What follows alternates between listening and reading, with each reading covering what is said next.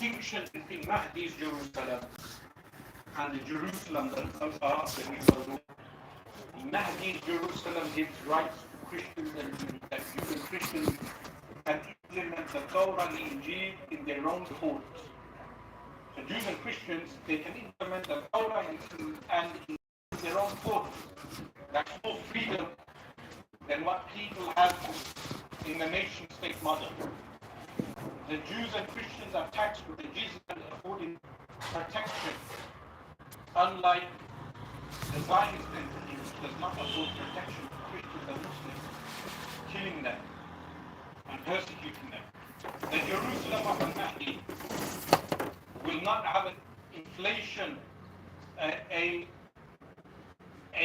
currency that has inflation like the current Zionist inflation that we see, the current banking system that we see. The Jerusalem of al-Mahdi will be just and will have peace for Jews, Christians, and Muslims, and all of the faiths, all the citizens of that region, like for the majority of the history of Muslim rule of Jerusalem. So, Al-Imam al-Mahdi radiallahu anhu, when he established his rule, he conquers two major cities. One is Constantinople. And we can see why. Because the current Turkey is an ally of NATO. Current Turkey is not only an ally of NATO, it also funds the Zionist entity. Similarly, Al-Imam al-Mahdi radiallahu anhu, he will conquer the city of Rome and he will enter the Vatican. And from a flagstone within the Vatican, he shall remove that flagstone and retrieve the Injil, as is mentioned in the Hadith, the details of which I cover in this book, Navigating the End of Time. So, what is the project, the current project of the red heifer sacrifice that will occur or they will attempt to carry out on April the 8th? The attempt is that after the red heifer sacrifice, they believe they will bring in the reign of the false Mashiach, or we say Masih, the disfigured one. And the idea is that the third Holy Temple is established in Jerusalem on the site of Al-Masjid al-Aqsa, which is the whole Al-Haram Sharif. And there are even newspaper articles now claiming that Saudi Arabia will have a train or a project to have a train from Arabia. Remember, the region's name is Arabia, not Saudi Arabia. Jaziratul Arab. From Arabia to Jerusalem, but not to Al-Masjid al-Aqsa Sharif. The attempted project is what? The attempted project is that the train will go to what they refer to as the third Holy Temple. What is our stance on this as Muslims? Our stance with regard to Al-Masjid al-Aqsa al-Sharif is that the entire Al-Haram al-Sharif is sanctified land. It is not permissible to have a church or a synagogue constructed on Al-Haram al-Sharif on the site which is the Al-Aqsa complex. Not even a meter of that land is to be given to any other faith. We do not believe in this concept of Abrahamic faith. This is a concept that is being pushed, Abrahamic faith, because Ibrahim alayhi salam was not Yahudiyan and not Nasraniyan. The Quran states this very clear. He was not a Jew and he was not a Christian. He followed the millah, which is known as Hanifa, turning away from shirk. And that was the, and Rasulullah sallallahu alayhi wa sallam, Sayyiduna Muhammad sallallahu alayhi wa sallam, he represented the deen of Ibrahim alayhi salam, and the final message that even Sayyiduna Ibrahim alayhi salam follows Sayyiduna Muhammad sallallahu alayhi wa sallam. Therefore, these concepts like Abrahamic Accords or Abrahamic faiths, these are false concepts. There is only Deenul Islam. But when Deenul Islam governs, it gives justice to Jews and Christians. Jews are given citizenship in the country. They are given protection as they have been given for the past 12 to 1400 years within Muslim history. For the majority of the time, they coexisted peacefully with Muslims. So they are plotting وَمَكَرُوا وَمَكَرَ اللَّهُ وَاللَّهُ خَيْرُ الْمَاكِرِينَ. They plot, but Allah subhanahu wa ta'ala has His divine qadar and qada, which is His divine preordinance, preordainment, and Allah subhanahu wa ta'ala is the best of those who judges, meaning who carries out His divine will. So they can carry on plotting and planning. But on the 8th, do not expect the Dajjal to appear. But if there is an escalation of war, Allah subhanahu wa ta'ala has prepared people who are referred to as a ta'ifatul mansura.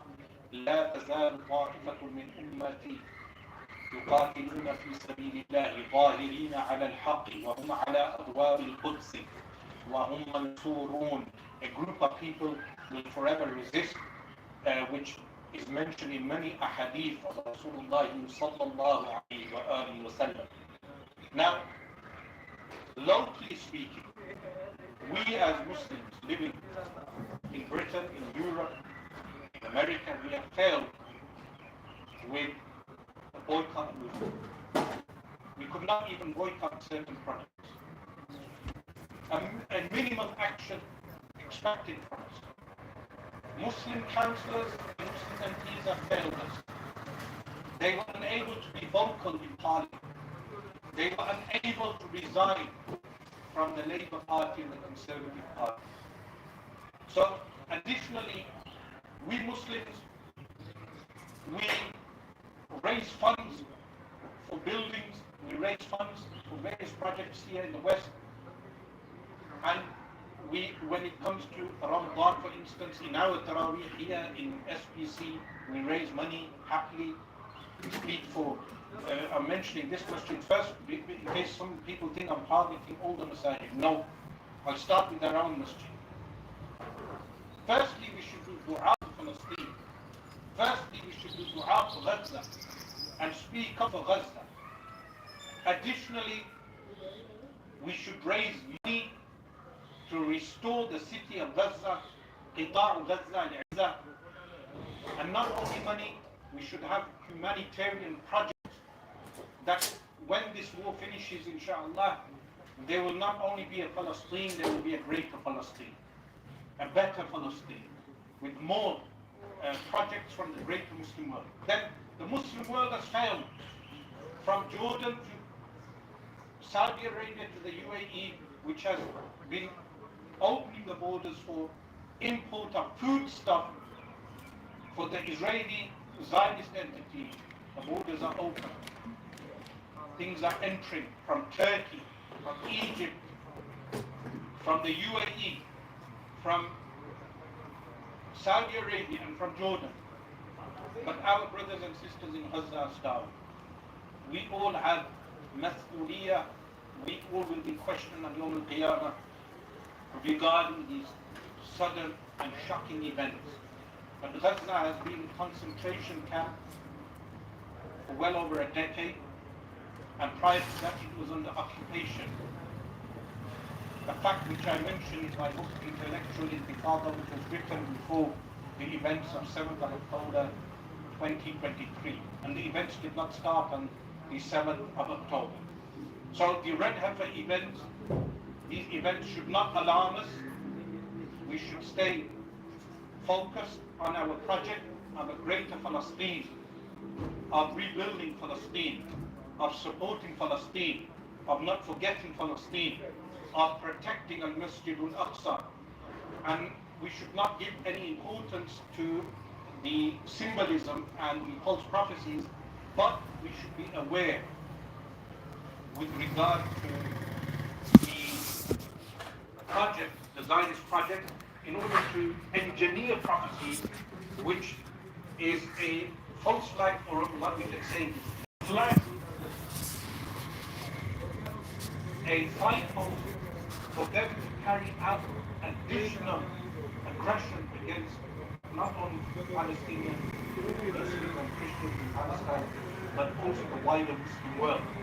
We ask Allah subhanahu wa ta'ala to safeguard us in this month of Ramadan and safeguard our brothers and sisters and the Ummah of the Prophet Muhammad sallallahu alayhi wa alihi wa sallam in Gaza and Izzah and the whole of Palestine.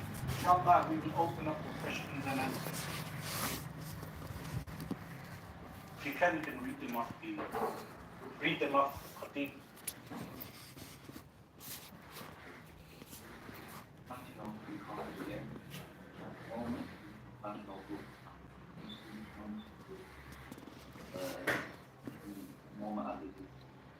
So the question is with regard to Constantinople. Yes, Constantinople will be reconquered, and when it will be reconquered, it will be reconquered at the hands of Imam Mahdi radiallahu anhu. Constantinople will be reconquered and Rome will be reconquered. Now purposely I mentioned Rome because conquering of Constantinople occurs twice. Once in the hadith which people ascribe to Al-Imam Muhammad al-Fatih, the conqueror of Constantinople. The second is mentioned at the hands of Imam al-Mahdi. This is in the 7th year of the rule of Imam al-Mahdi, as in the hadith, in the Sunan of Imam Abu Dawood, in the Kitab al-Mahdi, that Imam al-Mahdi will conquer Constantinople. But he will also conquer Rome. This makes a distinction between the conquering of Muhammad al-Fatih and the conquering of Imam al-Mahdi radiallahu anhu. Currently, Constantinople is under NATO control. So, Constantinople will be reconquered.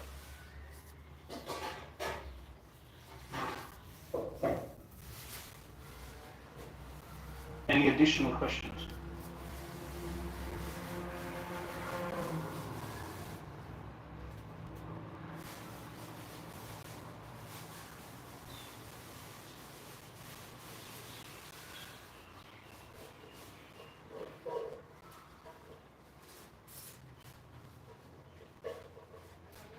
Do you know the exact time of the Euphrates gold when Imam Mahdi will come? So the timing between the Euphrates gold appearing and the war of the Euphrates gold and then the appearance of Imam Mahdi is timed around just over 1 year. So the gap between the Sufyani and the appearance of the gold is around 1 year. When will the water dissipate? This is ghaib, only known for Allah. And people should not speculate as to when this actual event will occur.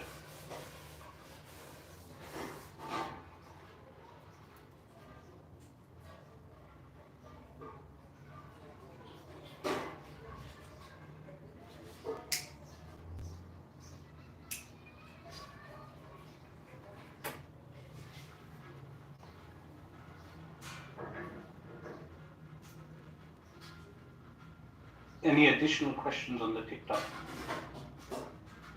Okay, inshallah, then we will conclude here. We ask Allah subhanahu wa ta'ala to enable the Muslims to achieve the preservation of Al-Masjid Al-Aqsa. أقول قولي هذا واستغفر الله لي ولكم وأتوب إليه.